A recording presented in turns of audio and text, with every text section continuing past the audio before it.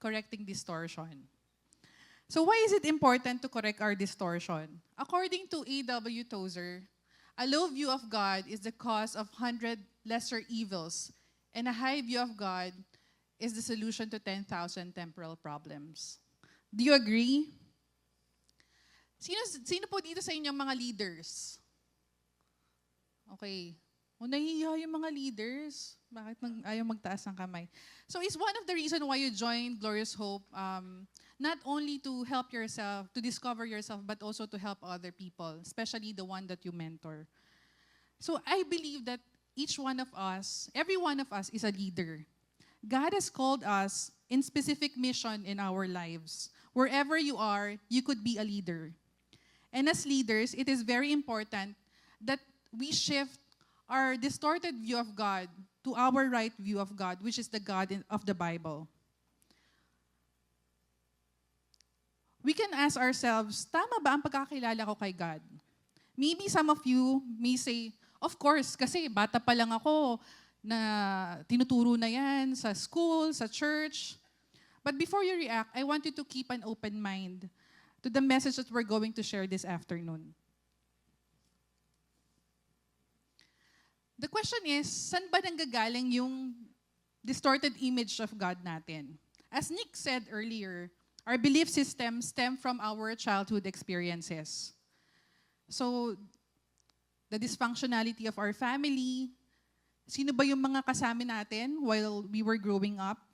Anong environment ba meron tayo sa bahay or around us? But most especially, who are the people in authority in our household? These are the factors that affect our view of God. In your workbook, you have 6 concepts of God that we possibly acquired while we were growing up. And that's what we're going to discuss.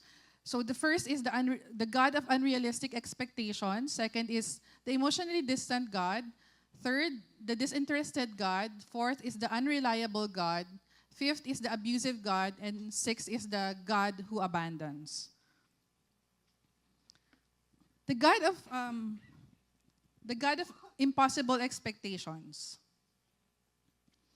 Children has a tremendous need for approval from their parents. Unfortunately, some parents either correct or criticize their children. So, yung negative message ng criticism ng mga parents, the children take it as a negative message upon themselves, and sometimes they also use it as kung ano yung tingin nila kay God.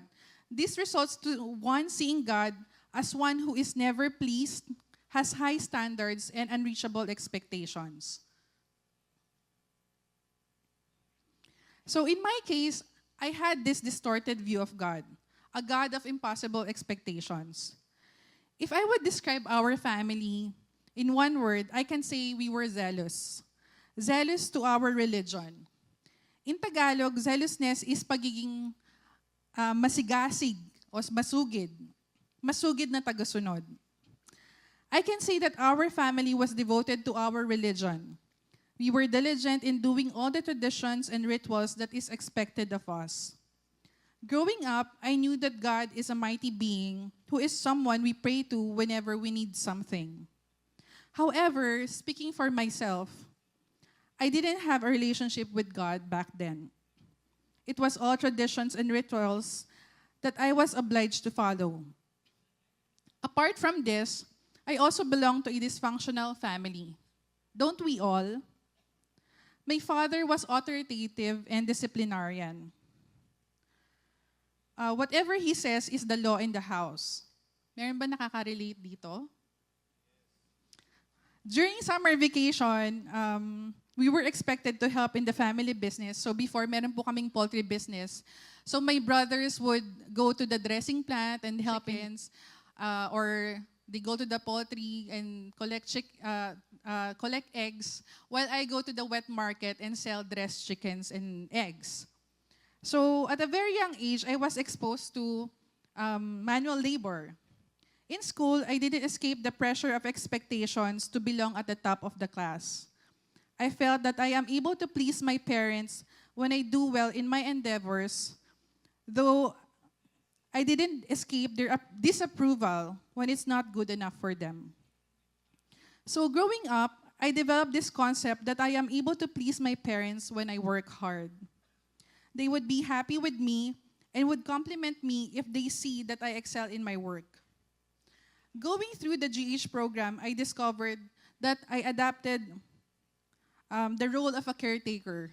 So, sino dito yung mga caretaker? O, sinagutan natin yan, di ba, dun sa mga assignment. I like to please people to divert their attention from my insufficiency to my accomplishments. I had very low self-esteem that I allow myself to be taken advantage of just to please people. People-pleasing became my insanity. I realized that was how I viewed God too. He was someone I should please constantly. He was a God of many expectations. My view of God made me a people pleaser and a workaholic. I used to work 16 hours a day, thinking that by working hard, God would be pleased and bless me. I even have this distorted thinking that I am not allowed rest days. I felt guilty whenever I was not productive. In short, I was a workaholic in and out of the office. Believing that God expects me to be perfect, make me resent Him. I developed a vicious cycle of self-condemnation. And I realized I went into adulthood fighting a disturbing emotional battle with self-condemnation. Healing from perfectionism is not an easy journey. However, I discovered God loves me so much that He didn't allow me to live chained to my past. He showed me that He is a compassionate God, a God of realistic expectations.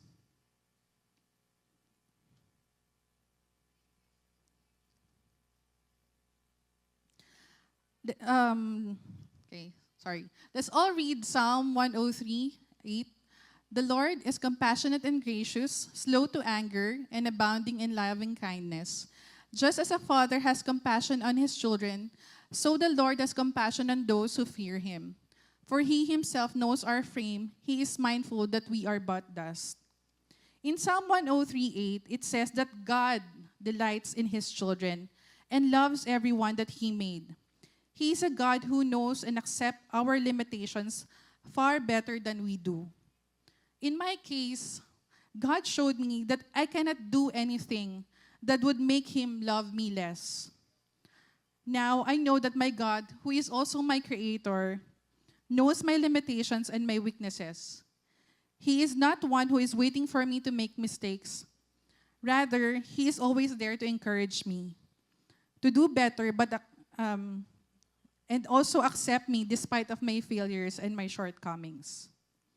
So the second concept of God is the emotionally distant God. Each family is responsible for the physical and the emotional need of every individual. Unfortunately, sa family, usually, yung physical need lang yung nabibigay, hindi yung emotional need. So kung napapansin natin yung mga infants, di ba, while they're young, they express their emotions freely. If they want to cry, they cry. If they want to laugh, they laugh. And as they grow up, nadadala nila yon sa paglaki nila. So when they're already children, they still expect na yung emotions na ine-express nila, na-acknowledge, at saka na nagre-react yung parents. Siyempre, di ba pag baby, tuwan-tuwa tayo pag halimbawa, masaya yung baby, ganyan. Tapos pag halimbawa, pag umiyak naman siya, we're going to run to the rescue to attend kung ano yung need ng baby.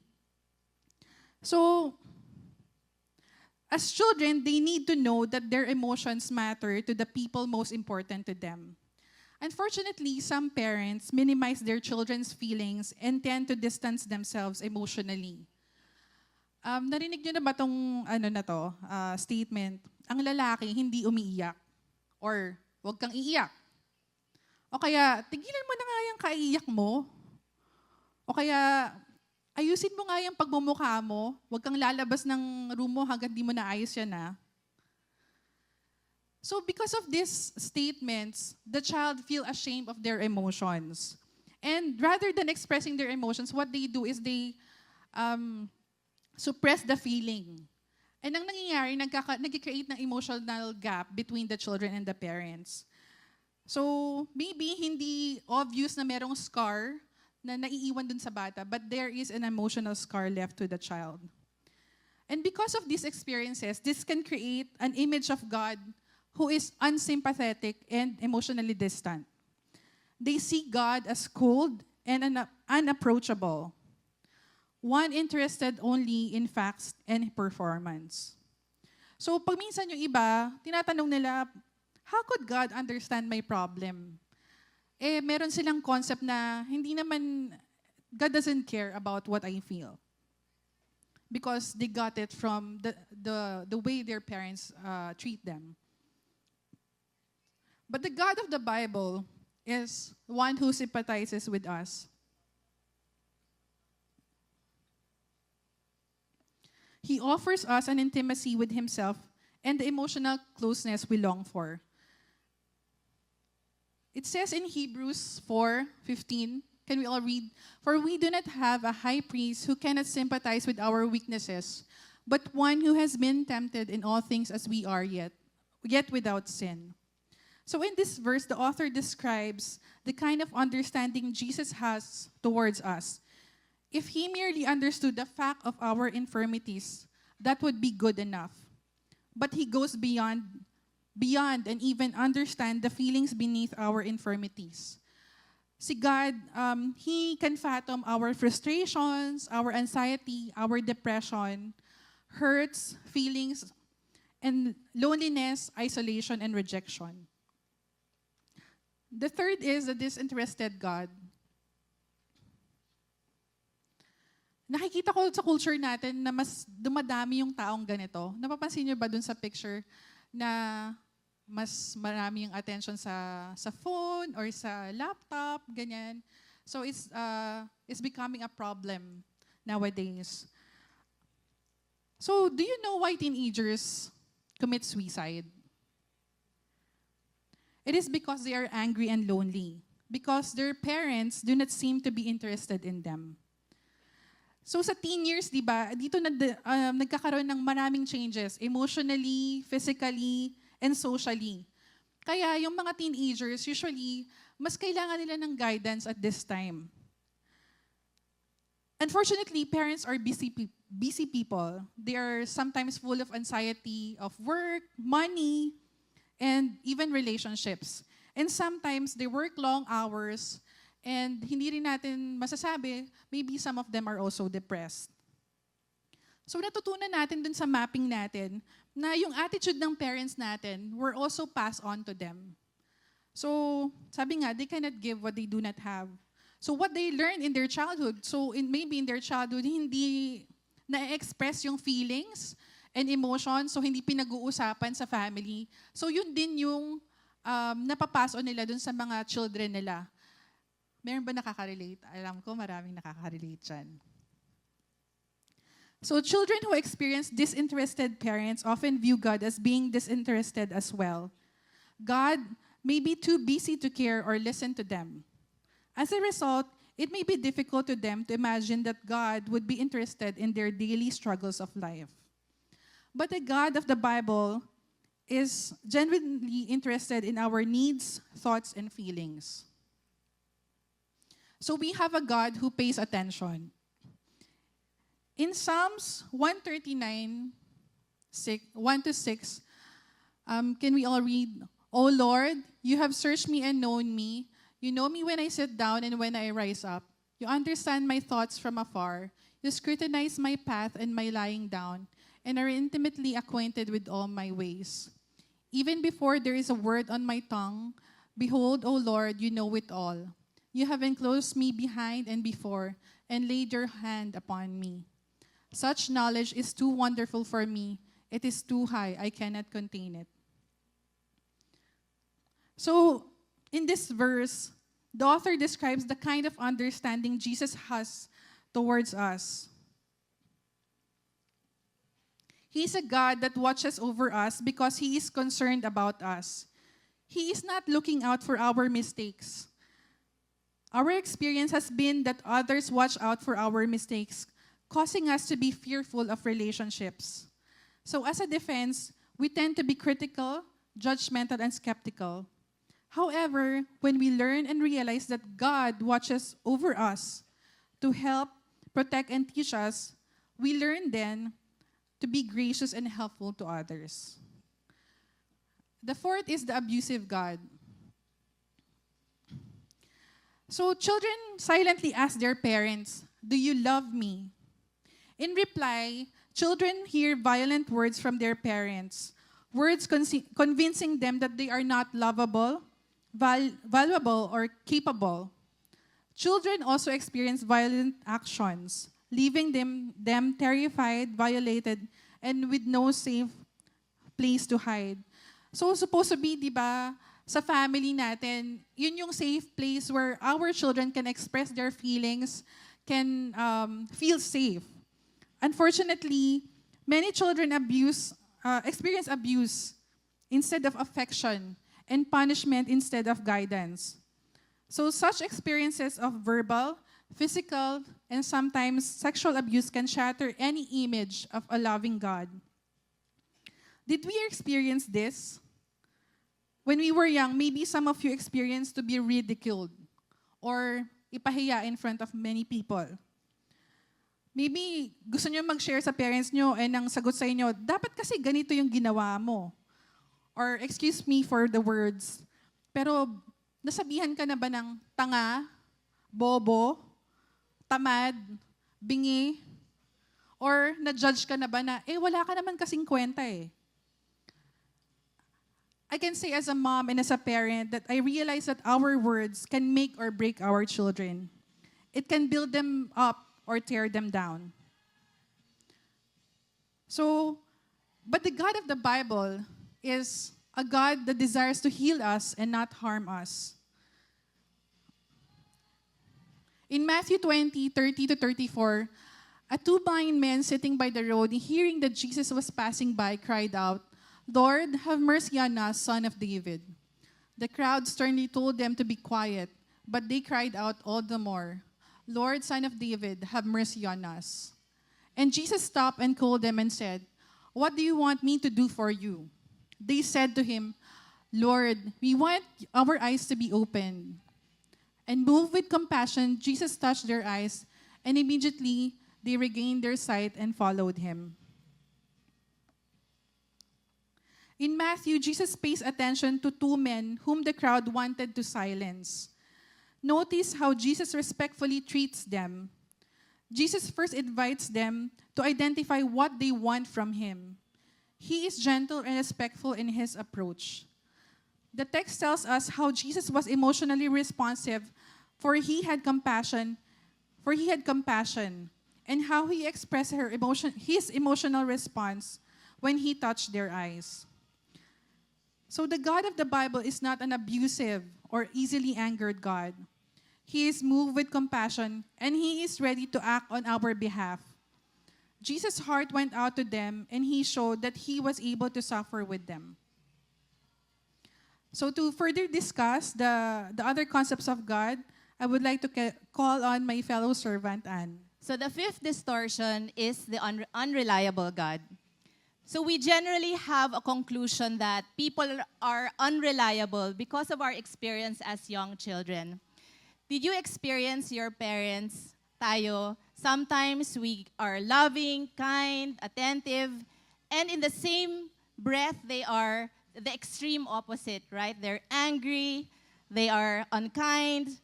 So these changes in us as parents, in our behaviors, can cause confusion in our children. And because children need a kind of unswerving and predictable love, this unreliability eventually makes them think that they cannot trust in anyone, not even their family members. And they end up only believing in themselves. I'll give you an illustration. Gumagamit ba kayo ng Waze? Diba, pag nagda-drive, minsan ang Waze super reliable. Hanggang sa last minute makakarating kayo sa pupuntahan nyo. But how many times kayo naligaw ni Waze? Ako maraming beses na, di ba? wasting time nga daw siya.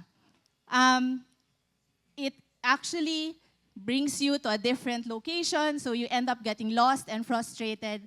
And because it becomes unreliable, you don't use it anymore. So people who experience repeated disappointments in life end up thinking that God is unreliable. But that is the wrong view of God. God is actually a faithful God. But people who struggle with unreliability actually ask, how do I know that God will keep his promises? How do I know that he will listen to me? And how do I know that he will answer me and help me?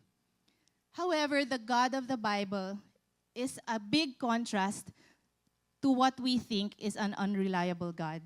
Let's all read this verse. Psalm 145, verse 14 to 16. Basahin natin. The Lord sustains all who fall and raises up all who are bowed down. The eyes of all who look to you, and you give them their food in due time. You open your hand and satisfy the desire of every living thing. This image of God in the Psalms is actually like a king who faithfully provides for his people. He has compassion for everybody, especially those who fail and make mistakes. He is a faithful God. The last and sixth distortion is the God who abandons. Separation, death, busyness of our parents, our experiences of abandonment in children, and this can destroy their sense of security and peace. It can leave a deep fear that people eventually, even if they love them, will leave them. When I was a kid, I had a neighbor, and alarm clock ko siya sa umaga kasi every time her parents would leave for work, she would run out to the driveway barefoot, running after the car, hanggang sa hindi niya na mahabol yung parents niya. At uwi na lang siyang pagod na pagod. And I remember that experience, that feeling of abandonment, takot na hindi na siya babalikan ng magulang niya. And this insecurity and fear of a God who will abandon them causes us to try hard to please him. But actually, the God of the Bible is the God who wants to pursue a relationship with us. The Bible tells us that God will never leave us nor forsake us. He is the God that will be with us until the end. Let's read this verse. Deuteronomy 31, verse 6. Be strong and courageous. Do not be afraid or tremble at them. For the Lord your God is the one who goes with you. He will not fail you nor forsake you. If God was not serious about his relationship with us, he could have stopped loving us. He could have stopped with a flood and destroyed everything. But instead, he gave us a rainbow, something that until today reminds us that God really wants to pursue us and to preserve us. If God was not serious about loving us, he would not have sent Jesus to die for us. But because of the death of Jesus, we have eternity. So let's review. We've covered all the 6 distortions. Memorize nyo ba? Magpa-quiz tayo.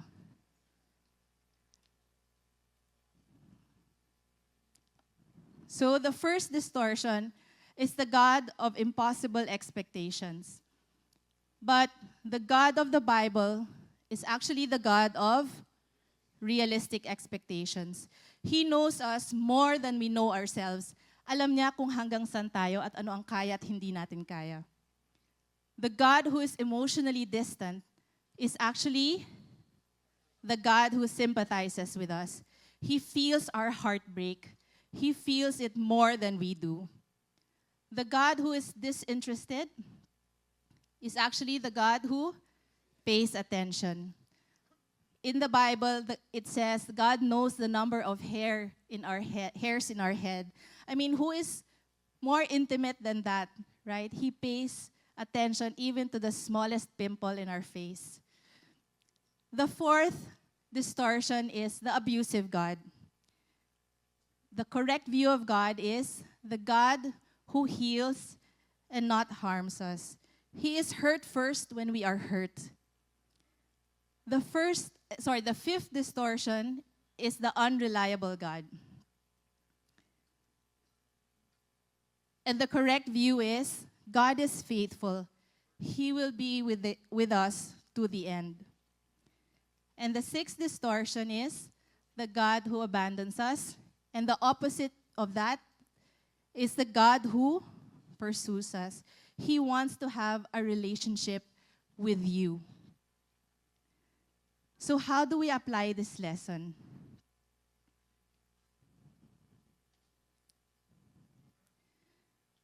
We are asked to turn over our lives and our will to the care of our Lord Jesus Christ. This is actually a pivotal step. All lessons are important, diba? We all talked about how our lives were unmanageable. And just this afternoon, we talked about putting our hope in the Lord Jesus Christ.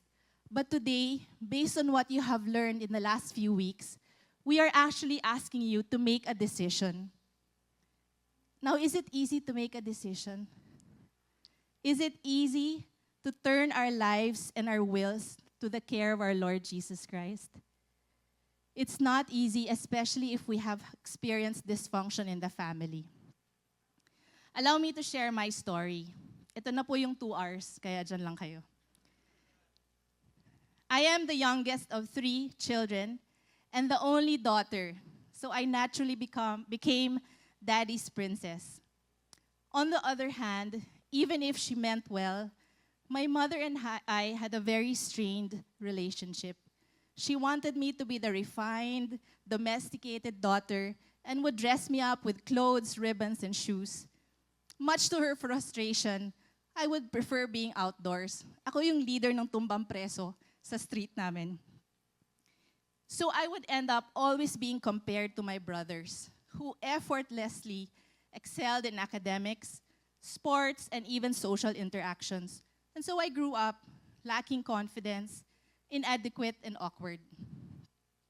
But that didn't really matter to me because my dad was there. And I remember the feeling of security and pride being around him.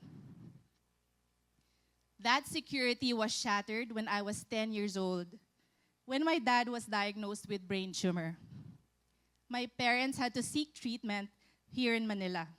And by that time, my 2 brothers were here in high school, so all of them were here as a family, while I was left in the province alone with helpers and relatives. At a very young age, I conditioned myself not to need anyone. A neighbor who took pity on me brought me to Sunday school.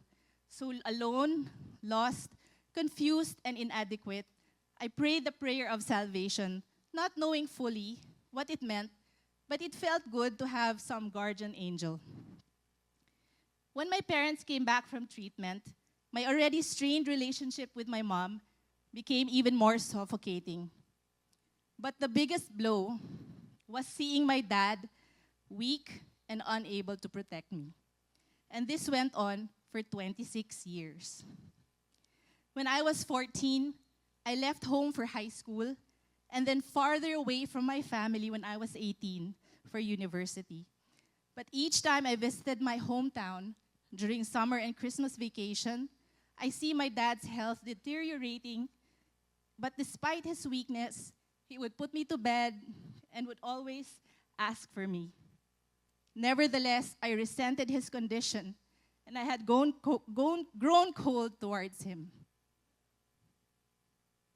I worked hard through university and later found my identity and confidence in my career. I worked hard, and I was working 16 hours a day. Pareho kami ni Estel, pero hindi kami magkakilala nun. My wall had become a fortress. I was short-tempered and angry. I had very high expectations of myself and of the people around me. I was a perfectionist. I had a hard time keeping relationships. But these characteristics helped me become successful at work.